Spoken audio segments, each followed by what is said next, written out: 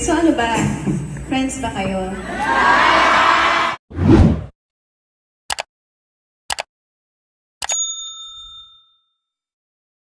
Kilig na kilig ang mga netizens matapos ang naging pahayag ni Chris Lawrence tungkol sa tunay na estado umano ng relasyon nila ni Katrina Halili. Sa ginanap na concert ni Nina, naging special guest si Chris Lawrence. Habang masayang nagkukwentuhan sa stage ang dalawa, hindi na iwasang matanong ni Nina ang tungkol sa napapabalitang special na samahan nila ni Katrina Halili. Diretsahang tinanong ni Nina kung magkaibigan ba sila ni Katrina.